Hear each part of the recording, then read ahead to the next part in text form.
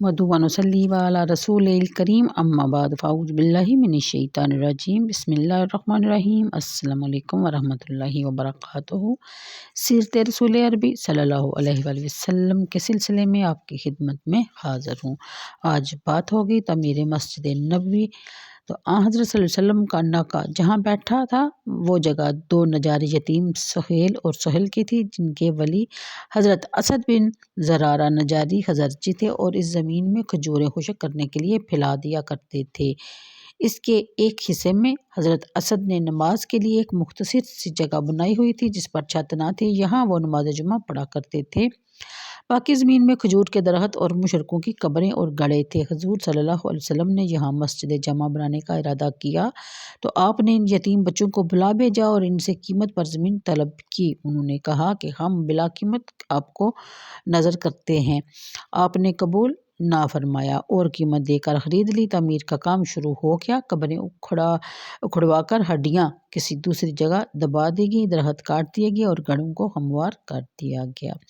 हजूर server आलम सल्लल्लाहु अलैहि वसल्लम ने खुद भी काम में हिस्सा लिया। आप अपनी चादर में ईंटें उठाकर ला रहे थे और यूं फरमा रहे थे कि ए हमारे परवरदिगार, ये ईंटें हैबर के तमरो ज़बीब से ज़्यादा स्वाब वाली और पकीज़ा हैं।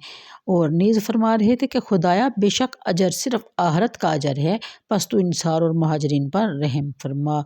ये मस्जिद नहायत सादा थी। बुनियादें 3 हाथ तक पत्थर की थी और दीवारें कच्ची ईंटों के छत बरगहरमा के कद आदम से कुछ ऊंची और सतून खजूर के थे। किबला बैतुल मुक़द्दस की तरफ रखा गया। 3 दरवाजे थे, एक जानब काबा और 2 दाएं और बाएं। जब किबला बदल कर काबा की तरफ हो गया तो जानब काबा का दरवाज़ा बंद कर दिया गया और इसके मुकाबल शुमाली जनाब में नया दरवाज़ा बना दिया गया। चूँकि छत पर मट्टी कम थी और फर्श खाम था, इसलिए बारिश में कीचड़ हो जाया करता था। एक दफ़ा हज़रात को बारिश बहुत हुई। जो नमाजी आता कपड़े में कंकरियाँ साथ लाता और अपनी जगह पर बिछा लेता। जब हज़रत सल्लल्लाहु अलैहि वसल्लम नमाज से फारिग हुए तो फरमाया ये खूब है, यानी उन्होंने ये तरीका पसंद किया और कंकरियों का फर्श बनवा दिया गया। असहाबे सुफ़ा का वाक़या। पायान मस्जिद में एक साहिबान था जो सुफ़ा कहलाता था और इन फ़ुक़रा और मसाकीन सहाबा के लिए था जो मालो मनाल और अहलो अयाल ना रखते थे।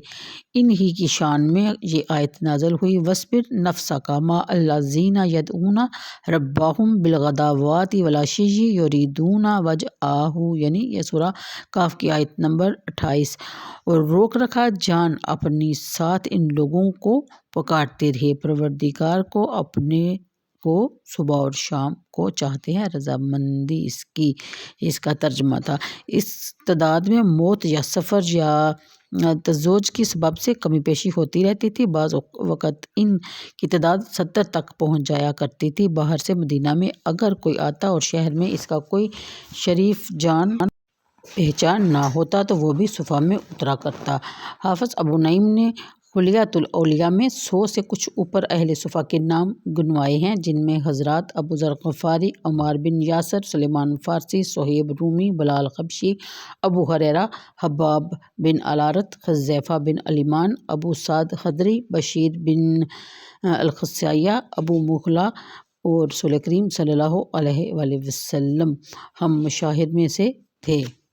अहले सुफ़ा पर हज़रत सल्लल्लाहु अलैहि वसल्लम की बड़ी नज़र अनायत थी। एक दफ़ा गनीमत में कनीज़ें आई हुई थी। इस मौका को गनीमत समझकर आपकी साहबजादी हज़रत बीबी फ़ातिमा और हज़रत अली मुर्तज़ा दोनों खिदमत अक़दस में हाज़िर हुए और एक खादमा के लिए दरख्वास्त की। आपने यूँ जवाब दिया कि अल्लाह की कसम, ये नहीं होगा कि तुमको खादमा दूँ और अहले सुफ़ा भूखे मरे। इनके खर्च के लिए मेरे पास कुछ नहीं, मैं सीराने जंग को बेच कर इनकी कीमत अहले सुफ़ा पर खर्च करूँगा।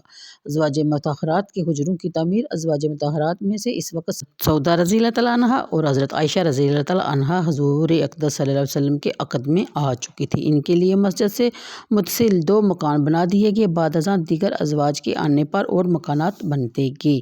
इन मकानात में से 5 खजूरों की शाखों से बने हुए थे, जिन पर कहगल की हुई थी और इनके साथ कोई हुजरा ना था। दरवाज़ों पर कंबल का पर्दा पड़ा रहता था। बाकी 4 मकान कच्ची ईंटों के थे, जिनकी छत पर खजूर की शाखों की कहगल की हुई थी और इनमें से हर एक के साथ एक एक हुजरा की शाखों का था। جس کے دروازے پر کمبل کا پردہ تھا۔ بقول داؤد بن قیس حجرہ کے دروازے سے اندرونی کمرہ کے دروازے تک 6 یا 7 ہاتھ کا فاصلہ تھا اور اندرونی کمرہ 10 ہاتھ کا تھا اور ارتفاع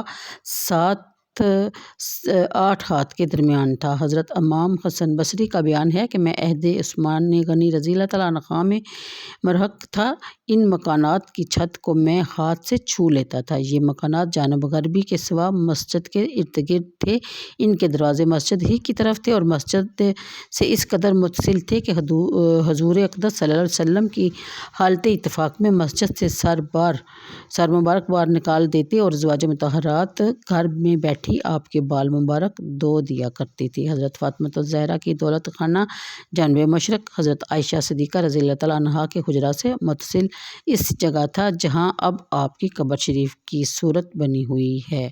جب حضرت صلی اللہ علیہ وسلم سفر سے تشریف لاتے تو پہلے مسجد میں 2 گانا ادا کرتے، بعد ازاں حضرت فاطمہ رضی اللہ تعالیٰ کے ہاں تشریف لے جاتا اور ان کا حال دریافت فرماتے، پھر ازواج مطہرات کے گھروں میں قدم رنجا فرماتے۔ تو آج کے لیے اتنا ہی، مجھے دیجیے اجازت، دعاؤں میں یاد رکھیے گا، ویڈیو کو لائک اور شیئر لازمی کر دیا کریں۔ اللہ حافظ۔